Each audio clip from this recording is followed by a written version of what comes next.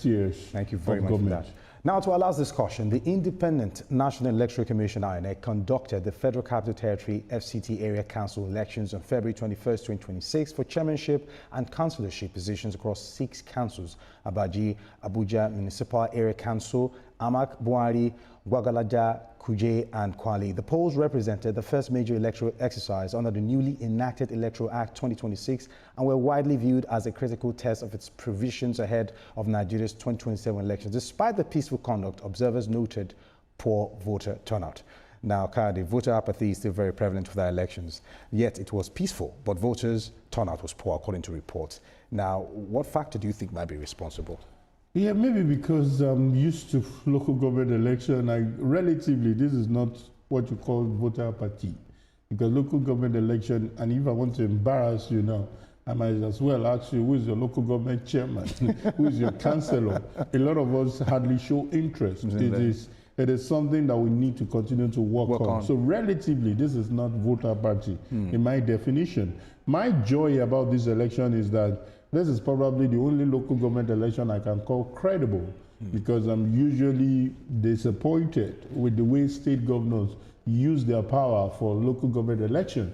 Most times we don't have figures. Sometimes we don't even, they just tell us the ruling party has won all the seats and we hardly see figures.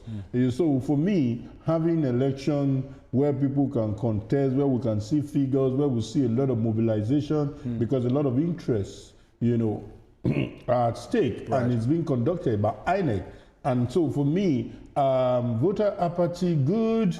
Like I said, I'm not playing down on it, but just to let us know that is overflowed. In local government elections, sometimes we have 11%, we have 20%. So it's terrible, I accept it. But for Abuja, relatively, you won't call it voter apathy. It's just that we are yet to begin to feel the impact of the torture of government.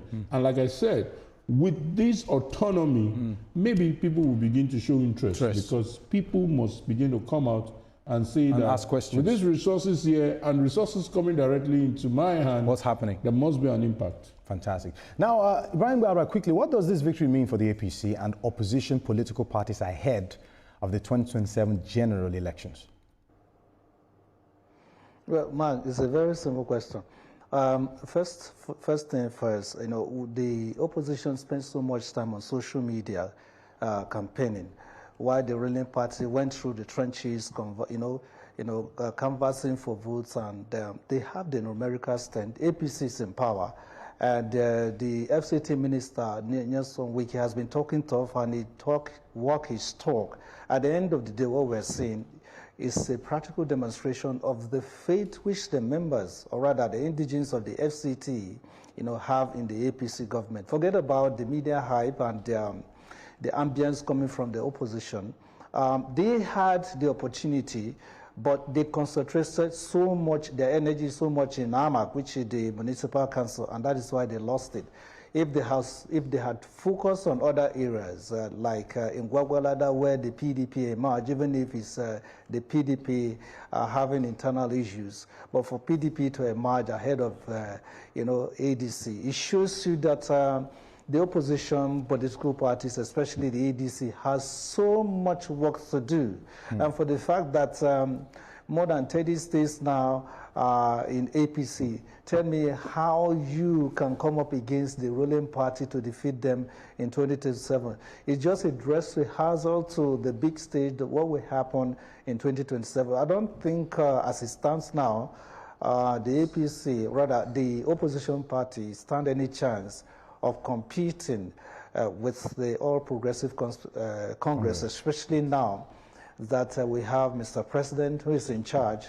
And as you know, he's a politician, a very successful one for that matter. He has put his acts on ground, and a lot of people are keen behind it because he has shown leadership, and he has proven to Nigerians that he's a man destined for the job. I think 2027, to me, might be a walkover for the APC. All right, Kayode, quickly, you monitored elections closely. What were key indicators highlighted that brought about the success and the peaceful conduct? Is it too early to give INEC a thumbs up?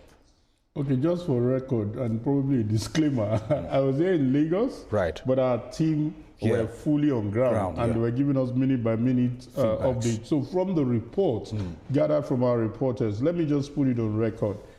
Just in addition, before I answer your question directly, I think what this pertains is that the minister of the FCT is a full-blown politician.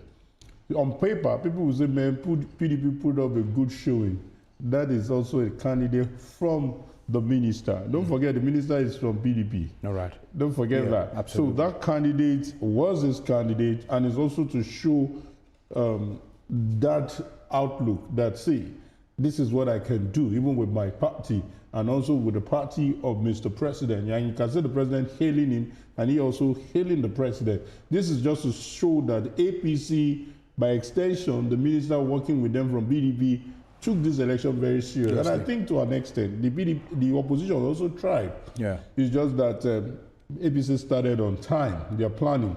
And to also put it on record, one of the things the minister of the FCT did was to ensure that they supported an indigene of the FCT as a candidate, unlike ADC, who had someone from Benue who wants to say that, don't worry, FCT belongs to no man. That is quite insulting and sensitive to the people who own the land. So to a large extent, I think those things worked out. So APC did not just win, they worked hard, they were strategic, they make sure that the people have a sense of belonging, and that worked for them. And because you will see it in the social media, Amak will say, oh, in Amak, ADC was rigged. No. It was a clear win, it was very strategic, and they worked it out. So for INEC, kudos to them. I think they've started well. Let's hope that the report they gave us is authentic, because they said the IREV worked, the Beavers also worked, almost 98%. And let's hope, because that's a very small election, that when we have the general election,